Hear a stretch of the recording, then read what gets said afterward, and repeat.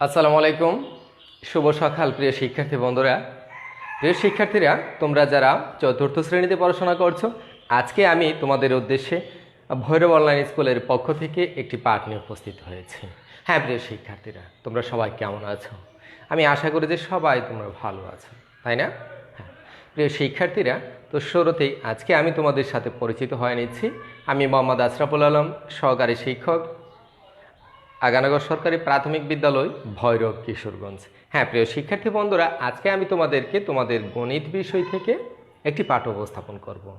সুতরাং আমি তোমাদেরকে অনুরোধ করছি যে তোমরা সবাই তোমাদের নিজ নিজ খাতা কলম নিয়ে বসে যাও। আজকের পাঠ থেকে আমরা যে বিষয়গুলো শিখব সেগুলো যেন নিজ নিজ খাতায় উঠিয়ে রাখতে পারে, তাই না প্রিয় শিক্ষার্থীরা? হ্যাঁ নিশ্চয়ই। তো সুতরাং তোমাদেরকে আজকের পাঠে আমি স্বাগত জানাচ্ছি প্রিয় শিক্ষার্থীরা। তো পাঠে যাওয়ার আগে আমি তোমাদের সাথে একটু কথা বলতে চাচ্ছি। তোমরা সবাই শুনতে তো অবশ্যই রাজি আছো, তাই না? হ্যাঁ, আমি বিশ্বাস করি যে তোমরা সবাই আমার এই ক্লাসটি উপভোগ করছো এবং আমি আমার পাঠে যে আলোচনা করব সেগুলো মনোযোগ সহকারে শুনবে প্রিয় শিক্ষার্থীরা।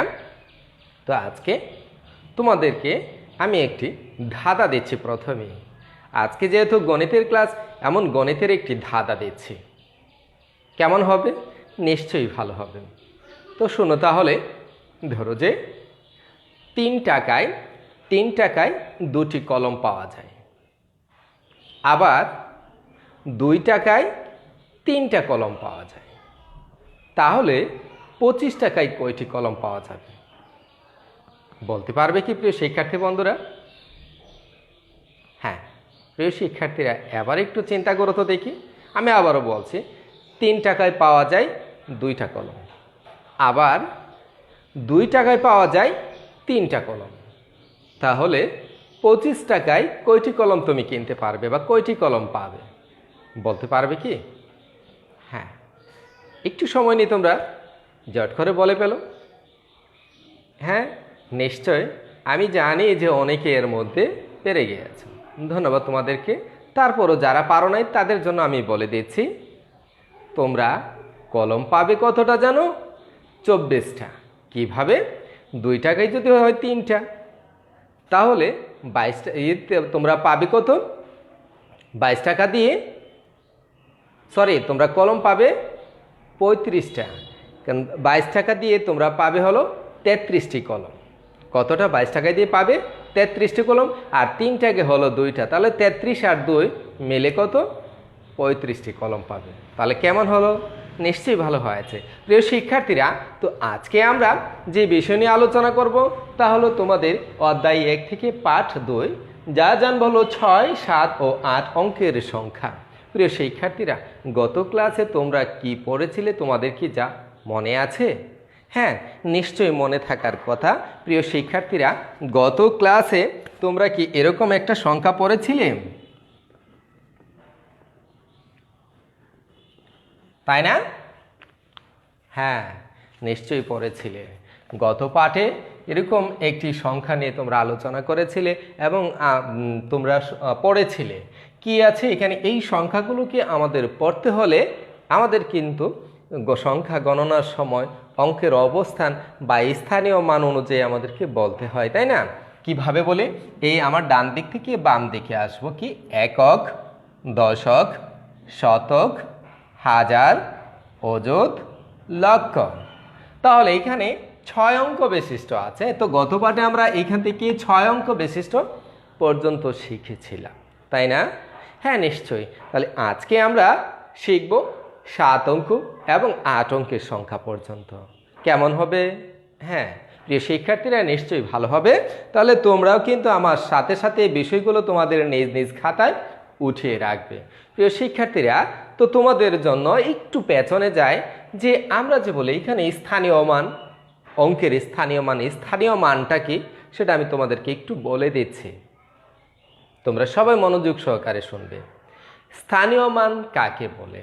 স্থানীয় মান হলো সংখ্যায় ব্যবহৃত কোনো অঙ্ক, সংখ্যায় ব্যবহৃত কোনো অঙ্ক অবস্থানের উপর নির্ভর করে যে মান প্রকাশ করে তাকে ওই সংখ্যার স্থানীয় মান বলে, তাই না?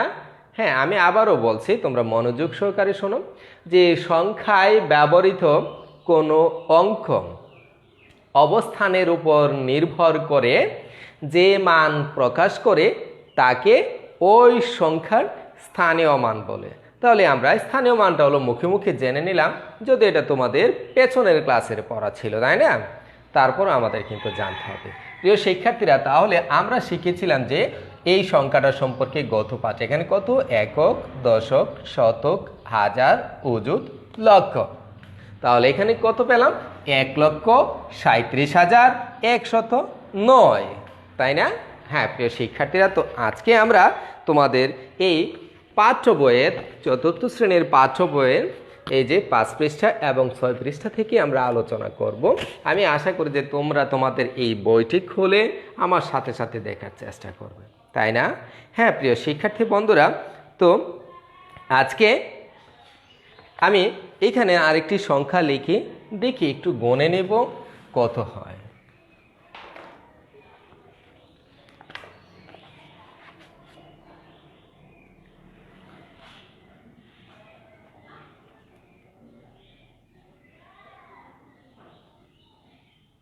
হ্যাঁ প্রিয় শিক্ষার্থী বন্ধুরা, এইখানে 1 দিয়ে আরও কত 6টি সংখ্যা শূন্য দিলাম, তাহলে কত অঙ্ক বিশিষ্ট হয়ে গেল? 7 অঙ্ক বিশিষ্ট কিন্তু হয়ে গিয়েছে, তাই না? তো 6 তো আমরা গত পাঠে শিখেছি, আজকে হয়তো 6 নিয়ে আবার কখনো কথা বলবো, বা এখানে 7 পর্যন্ত লিখলে এই 7-এর মধ্যে কিন্তু 6 অঙ্কের অবস্থান চলে আসবে। তো এখানে কত লিখলাম আমরা একটু দেখে নিব। একক, দশক, শতক, হাজার, অযুত, লক্ষ, নিযুত। তাহলে গত পাঠে ছিল লক্ষ পর্যন্ত 6 অঙ্ক বিশিষ্ট, আজকে হলো 7 অঙ্ক বিশিষ্ট। তাহলে আমরা কি জানবো এগুলোকে একটু জেনে নেই। এটাকে কি বলা হয়? একক। এটাকে কি বলে? দশক। এটাকে কি বলে? শতক, তাই না? এটাকে কি বলে? হাজার। এটাকে কি বলে? অযুত। এটাকে কি বলে? লক্ষ। হ্যাঁ, এটাকে কি বলে? নিযুত। তাহলে গত পাঠ থেকে আজকে আমরা এখানে যে এই সংখ্যাটাকে, এই অঙ্কটাকে অতিরিক্ত পেলাম, তাই না? হ্যাঁ, 6 অঙ্কের পরে এই 7 অঙ্ক পেলাম। এখানে হলো কত? 1। তাহলে 1-এর মান আমরা নতুন করে কি জানতেছি? নিযুত সম্পর্কে জানতেছি, তাই না? হ্যাঁ প্রিয় শিক্ষার্থীরা, তো এখানে কি আছে? একক, দশক, শতক, হাজার, অযুত, লক্ষ, নিযুত পর্যন্ত আছে। হ্যাঁ, নিযুতের পরে আবার কি হয় সেই সংখ্যা আমরা জানব। প্রিয় শিক্ষার্থীরা, তো এখানে আমি তোমাদের জন্য লিখলাম যা, তাহলে এটার মান কত হবে? আমি আবারও বলছি, একক, দশক, শতক, হাজার, অযুত, লক্ষ। তাহলে এই ঘর পর্যন্ত কত? লক্ষ। লক্ষর পরে কি নিযুত, তাহলে এখানে কি আরও তার 10 গুণ বাড়ছে। তাহলে এটাকে আমরা কি বলতে পারি? 10 লক্ষ বলতে পারি। এটা কি কত বলতে পারি? এটা হলো 10 লক্ষ। এই সংখ্যাটাকে আমরা কত বলবো? 10 লক্ষ বলবো, তাই না? হ্যাঁ, যদি এখন বলা হয় যে 10 লক্ষ তুমি অঙ্কে লিখো, তাহলে কি করবে? এভাবে লিখবে, তাই না? একক, দশক, শতক, হাজার, অযুত, লক্ষ, তারপরে নিযুত। 1 দিয়ে কি হয়ে যাবে? 6টি শূন্য হয়ে যাবে।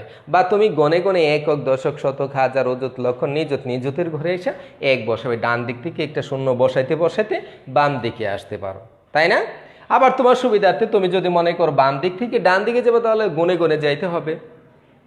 কিন্তু যখন এখানে শূন্য ছাড়া ব্যতিক্রম অন্য আরেকটি অঙ্ক সংখ্যা হতে পারে, তখন কি করতে হবে? তোমাকে বাম দিকে বসিয়ে আনাটাই ভালো হবে, তাই না?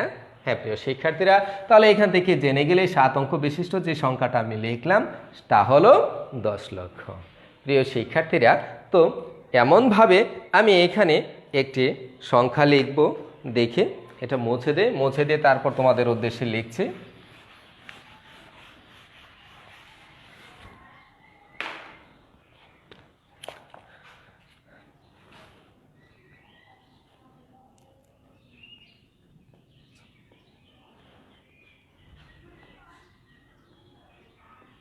হ্যাঁ প্রিয় শিক্ষার্থীরা, এইখানে কয়টা সংখ্যা হয়েছে বলতে পারো কি তোমরা?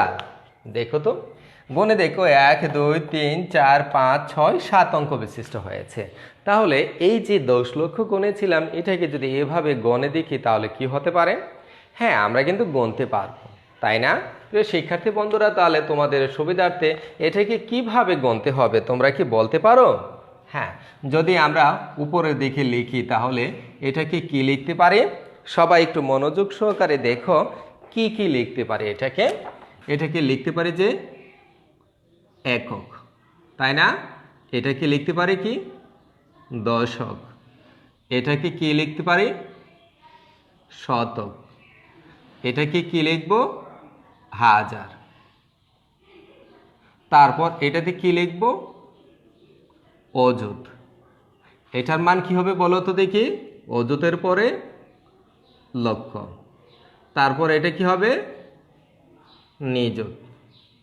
হ্যাঁ প্রিয় শিক্ষার্থী বন্ধুরা, তো আজকে এই 7 অঙ্ক বিশিষ্ট জানলাম, একটু পরে আমরা হয়তো আরেকটু সংখ্যা বাড়িয়ে শিখব। তো এটাকে আমরা কি লিখতে পারি প্রিয় শিক্ষার্থী বন্ধুরা বলতে পারবে কি? হ্যাঁ, একক দশক শতক তো আমরা শিখে ফেললাম। তো এখন এটার মান কত হবে? এককের মান কি 1, দশকের মানে কি 10 দ্বারা গুণ, শতকের মান হলো 7 দ্বারা গুণ, হাজারের মান হলো 1000 দিয়ে গুণ, অযুতের মান হলো 10,000 দিয়ে গুণ, তারপরে এই লক্ষর মান কি 1 লক্ষ দিয়ে গুণ, নিযুতের মান হলো 10 লক্ষ দিয়ে গুণ। হ্যাঁ প্রিয় শিক্ষার্থী বন্ধুরা, তো এটাকে আমরা কি বলতে পারি, কত বলতে পারি? আগে একটু সংখ্যাটা জেনে নেই, তারপর এটার স্থানীয় মান আমরা বের করে দেখব। তো এখানে লক্ষর পরে কি 24 লক্ষ হয়েছে। তো এটাকে যদি আমরা কথায় লিখি তাহলে কি হবে 24 লক্ষ, তারপরে কি হবে হাজারের গণে দেখো একক দশক শতক হাজার অযুত, তাহলে 63, 6 3 63, 63 কি হবে 63,000 হবে, তাই না? 63,000, 63,000, তারপরে 7 হলো শতকের গড়ে, তাহলে কি লিখতে পারি 700 লিখতে পারি, তাই না? 700। তারপরে 1 আর 50 মিলি কত, 5 মিলি কত 51, তাহলে লিখতে পারি এটাকে কত 51। তো এই টোটাল 7 অঙ্ক বিশিষ্ট সংখ্যাটার মান কি হলো? আমরা যদি কথায় লিখি তো লিখতে পারি যে 24,63,751, তাই না প্রিয় শিক্ষার্থী বন্ধুরা? হ্যাঁ নিশ্চয়। তো এইখানে হলো কত 24,63,751। তো এটাকে আমরা যদি একটু ভেঙে স্থানীয় মানটা দেখে নিই কেমন হয়? নিশ্চয়ই ভালো হবে। প্রিয় শিক্ষার্থীরা, তোমাদের জন্য আমি আবারও এই সংখ্যাটা এখানে লিখছি।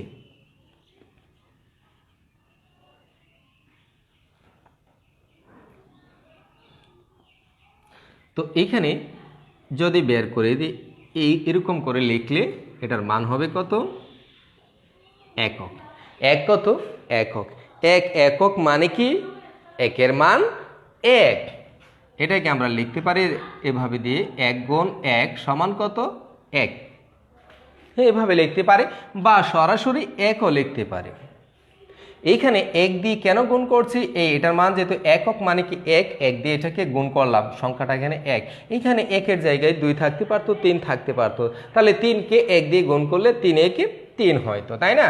হ্যাঁ, এখন এটাকে লিখবো কি দশক, দশক মানে কি 10, তাই না? তাহলে কি হবে এখানে 5 হলো সংখ্যাটা, তাহলে 5 গুণ 10 হলো তার মান মানে দশক, তাহলে 5 10-এ কত হবে 50 হবে। কত হবে 50 হলো। তাহলে এখন 50 আর 1 কত 51, এই যে আমরা পেয়ে গেলাম 51। এখন এই 7-এর মান কত শতক, শতক মানে কি 7কে কত দিয়ে গুণ করতে হবে 100 দিয়ে গুণ করতে হবে, তার মানে কি 60 শতক, তাই না?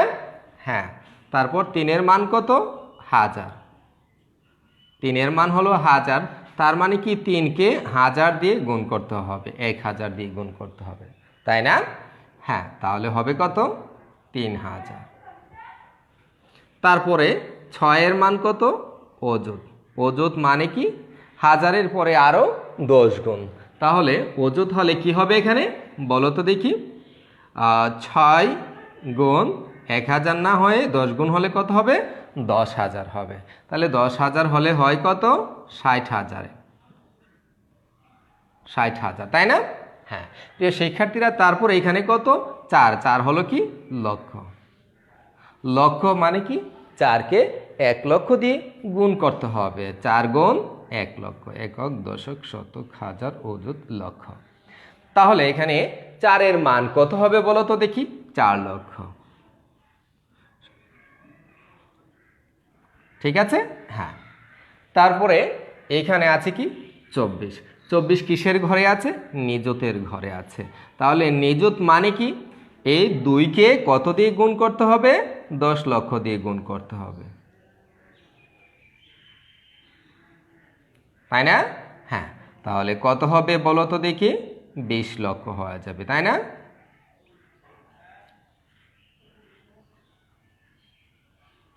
এই যে 20 লক্ষ হয়ে গেছে। এখন আমরা যদি এটাকে বলি লক্ষের ঘরে যে 20 লক্ষ আর 4 লক্ষ কত? 24 লক্ষ। তাহলে পেয়ে গেলাম এই 24 লক্ষ। হাজারের ঘরে আছে 60,000 আর 3,000, দুইটি মিলে কত হয়ে গেল? 60 আর 3,000 63,000 হয়ে গেল, 63,000। শতকের ঘরে 60 শত আছে, লিখলাম 60 শত। এখন দশকের ঘরে 50 আর পরে আছে কি 1, দশক আর 1 মিলে হলো কত? 50 আর যোগ 1 51, মানে হয়ে গেল 51। তাহলে প্রিয় শিক্ষার্থী বন্ধুরা, তো আমরা কিন্তু এইভাবে যে কোনো সংখ্যার স্থানীয় মান বের করতে পারি অথবা লিখতে পারি। প্রিয় শিক্ষার্থীরা, এখানে আমি আবারও তোমাদের উদ্দেশ্যে এই অংশটুকু একটু বুঝিয়ে দিচ্ছি। একক মানে কি 1 গুণ 1, এই ঘরে 1 আছে। যদি এখানে ধরো যে 5 থাকতো তাহলে 5 গুণ 1 হইতো, 5 একে 5 হইতো। তার মানে 5 গুণ একে 5 হইতো। তাহলে এখানে আছে দশক। দশক মানে কি 5কে কি দিয়ে 10 দিয়ে গুণ করলাম, হলো কত? 50। আবার শতককে 7 গুণ 100 সমান কত? 60 শত। হাজারকে 1000 দিয়ে গুণ করলাম 3 গুণ 1000 সমান কত? 3000। তারপর অযুতকে কত দিয়ে গুণ করলাম? অযুতকে গুণ করলাম 10,000 দিয়ে, তাহলে হয়ে গেল 60,000। অযুতের পরে আসে লক্ষে। লক্ষ হলো কত? 4 গুণ 1 লক্ষ সমান 4 লক্ষ।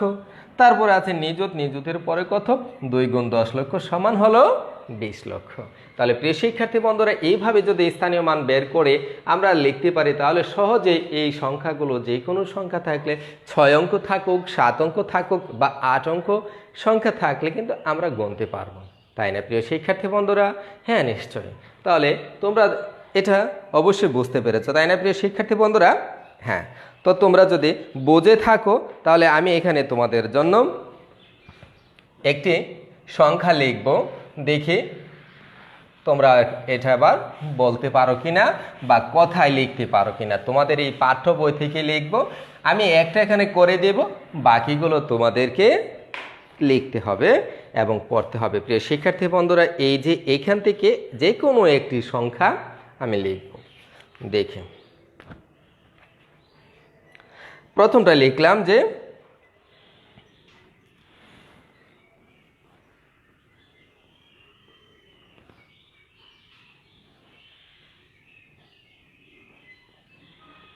হ্যাঁ, তোমাদের সুবিধার্থে উপরের যে একক, দশক, শতক এই লেখাগুলো আছে সেগুলো থাকলো। এখন তোমরা কি এটাকে কথায় লিখতে পারবা? প্রিয় শিক্ষার্থী বন্ধুরা, এবার একটু চেষ্টা করো তো কথায় লিখতে পারো কি না। আমরা আছি 7 অঙ্কের মধ্যে, এর পরবর্তী সময় 8 অঙ্কের সংখ্যায় যাব। তো এটাকে পড়তে হলে কীভাবে পড়বে? একক, দশক, শতক, হাজার, অযুত, লক্ষ, নিযুত। নিযুতের ঘরে 4 আছে, তাহলে 4 আর 1 41। তাহলে কত লিখতে পারি আমরা? যে 41 লক্ষ। এটাকে কি লিখব? কথায় যদি লিখি কি লিখব বলো তো? 41 লক্ষ। তারপর হাজারের ঘরে পরে কত? 3 আছে অযুতের ঘরে, তাহলে 2 আর 3 23। তাহলে লিখতে পারি যে এটাকে 23,000। কত লিখতে পারি? 23,000। 23,000, তাই না? তারপর দেখো 23,000 পর্যন্ত চলে গেল। 4 আছে কি শতকের ঘরে, তাহলে লিখতে পারি এটাকে 400, তাই না? এরপরে দশকের ঘরে 7 আছে, এককের ঘরে 6 আছে, মিলে কত? 76। লিখতে পারি এখানে 76। ঠিক আছে? হ্যাঁ প্রিয় শিক্ষার্থী বন্ধুরা, আমি আশা করছি যে তোমরা সবাই এইভাবে সংখ্যাগুলো গনে গনে লিখতে পারবে। তোমাদের জন্য বাড়ির কাজ হিসেবে কিন্তু আমি এখানে পরবর্তী সময়ে 2, 3, 4 এই সংখ্যাগুলো দেব, তোমাদের অবশ্যই এখান থেকে করতে হবে। প্রিয় শিক্ষার্থী বন্ধুরা, তো আজকে এইখান থেকে অঙ্ক সংখ্যা থেকে তো আমরা কথায় লিখতে পারলাম, কিন্তু কথায় থাকলে কিভাবে অঙ্কে লিখব সেগুলো আমরা একটু চেষ্টা করে নেব। প্রিয় শিক্ষার্থী বন্ধুরা, এবার দেখো আমি তোমাদের জন্য এখানে 1 নম্বর একটা অঙ্ক লিখি যে 5,73,634।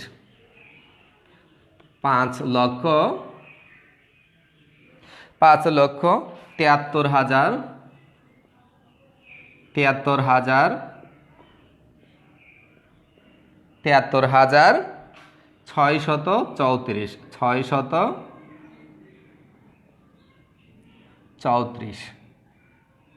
হ্যাঁ প্রিয় শিক্ষার্থী বন্ধুরা, এটাকে তোমাদের কি করতে হবে, অঙ্কে লিখতে হবে। এমনভাবে আরেকটি অঙ্ক তোমাদের জন্য এখানে লিখে দেখি তোমরা পারো কিনা, যে 31,45,000, 31,45,000,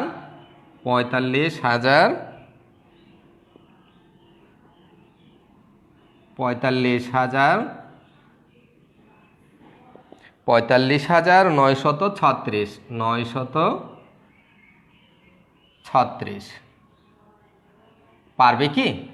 হ্যাঁ নিশ্চয়ই পারবে প্রিয় শিক্ষার্থীরা। তাহলে এবার একটু চিন্তা করো যে 5,73,634, তাহলে এককের গড় থেকে যদি আমি বসে আনি 34 কিভাবে লিখতে হবে, আগে 4 তারপরে 3, এখানে লিখতে পারি কত, 4 3 34 হয়েছে, নিশ্চয়ই হয়েছে। তারপরে 600, শতকের গড়ে কত লিখবো, 6 লিখবো।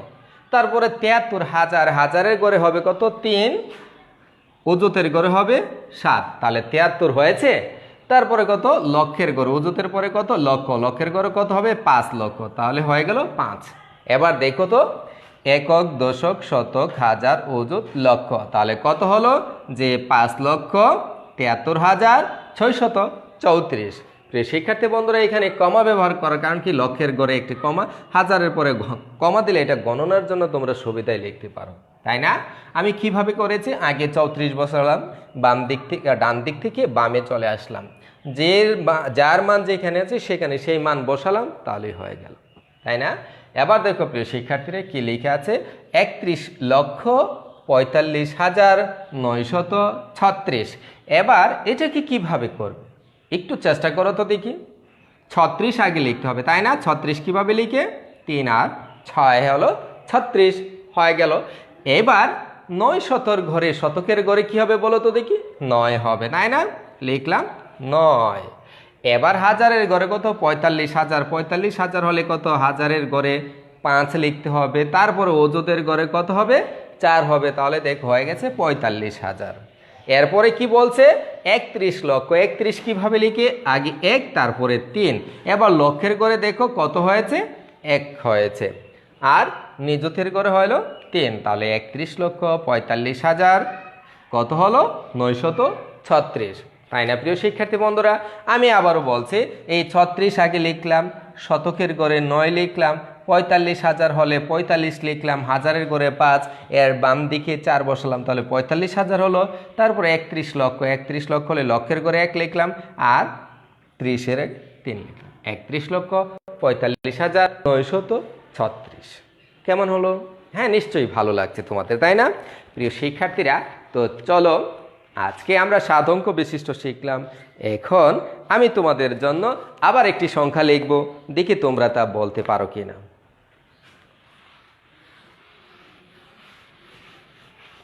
তোমাদের জন্য আমি উপরের এই সংখ্যাগুলো লিখে রাখলাম, এটা মুছে দিচ্ছি না, দেখি তোমাদের সুবিধার জন্যই থাকলো, তোমরা তা পারো কিনা।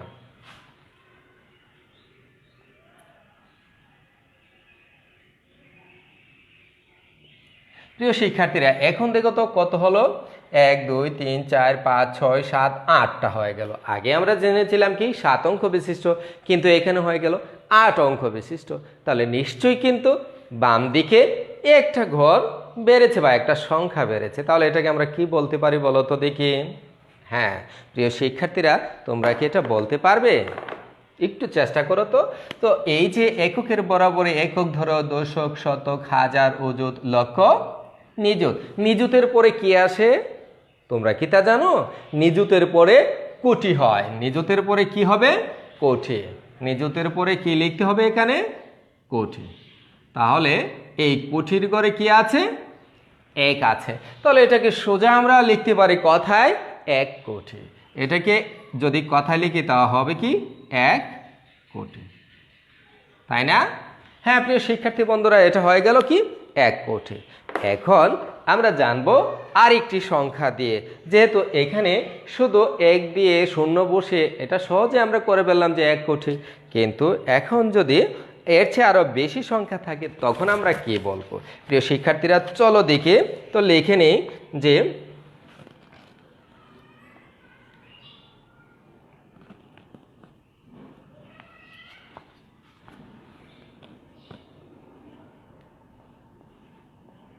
হ্যাঁ প্রিয় শিক্ষার্থীরা, এখানে এই সংখ্যাটাকে এখন আমরা যদি একটু গনে গনে দেখি তাহলে কি হতে পারে। ধরো এটা কি তোমাদের একটি সংখ্যা, যা আমরা বলতে পারি যে তোমাদের প্রাথমিক বিদ্যালয়ের শিক্ষার্থীর সংখ্যা 2013 সালে বা 14 সালে তোমাদের সমগ্র বাংলাদেশের শিক্ষার্থীর সংখ্যা ছিল এইটা। এটা যদি হয় তাহলে কত ছিল সেটা আমাদেরকে গণে বের করতে হবে, তাই না? নিশ্চয়ই গণে বের করতে হবে। যেহেতু এখানে আমরা 8 সংখ্যায় চলে এসেছি, তাহলে এটাকে যদি লিখি তো কিভাবে? একক, দশক, শতক, হাজার, অযুত, লক্ষ, নিযুত, কোটিতে আছে। তাহলে আমরা লিখতে পারি যে 1,95,84,972 জন, তাই না?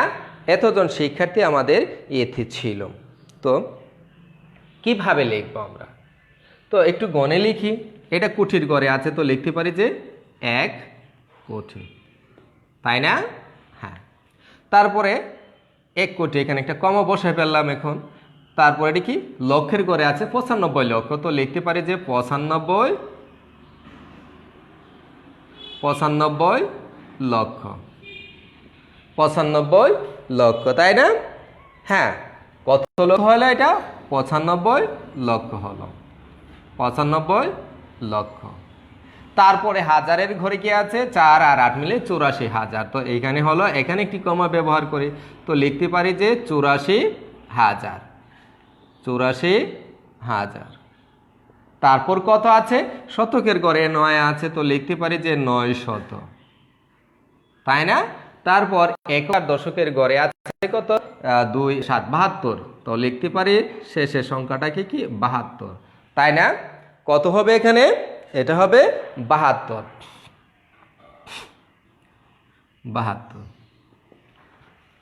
তো কি হবে সংখ্যাটাকে আমরা কিভাবে বলতে পারি যদি কথায় লিখি? 1,95,84,972, তাই না? হ্যাঁ প্রিয় শিক্ষার্থীরা, তো আমরা এটাকে ওই আগের মতো যদি এককের মান, দশকের মান, শতকের মান বের করে তাহলে পারবে না? হ্যাঁ নিশ্চয়ই পারবে। ধরো এখান থেকে আমি বের করলাম, এটা কত? একক। একক মানে কি 2 গুণ 1 সমান কত? 2। তো এটার মান কত? দশক। দশক মানে কি 7 গুণ 10 সমান কত? 70। 9 এর মান কত? শতক। শতক মানে কি 9 গুণ 100 সমান কত? 900। তারপর এটার 4 এর মান কত? হাজার। হাজার মানে কি 4 গুণ 1000, তাই না? হ্যাঁ, আগে যেভাবে আমরা করেছিলাম ওই এইখানেও এইভাবে এটা করব, 4000। তারপর কত? এটা কি অযুতের ঘরে। অযুতের ঘরে মানে কি হাজারের চেয়ে 10 গুণ বেশি, তাহলে কত? 8 গুণ 10,000 সমান কত হবে? 80,000। তারপর এই 5 হলো লক্ষের ঘরে। লক্ষ। লক্ষ মানে কি 5 গুণ 1 লক্ষ, তাহলে হলো কত? এটা 5 লক্ষ। এরপর 9 হলো নিযুতের ঘরে। তো এটাকে আমরা লিখলে কিভাবে লিখতে পারি যে 9 গুণ 10 লক্ষ হবে, তাই না? তাহলে এটা হলে কত? 90 লক্ষ।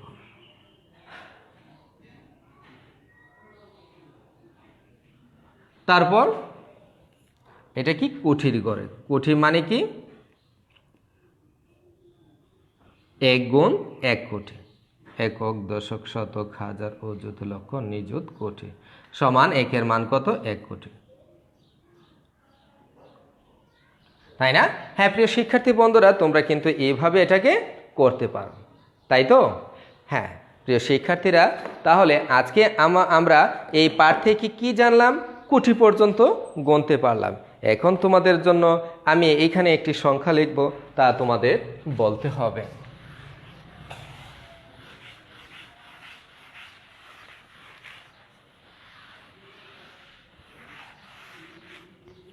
হ্যাঁ প্রিয় শিক্ষার্থীরা, দেখো আমি তোমাদের জন্য একটি সংখ্যা লিখছি। 2 নাম্বার সংখ্যাটা লিখতেছি যে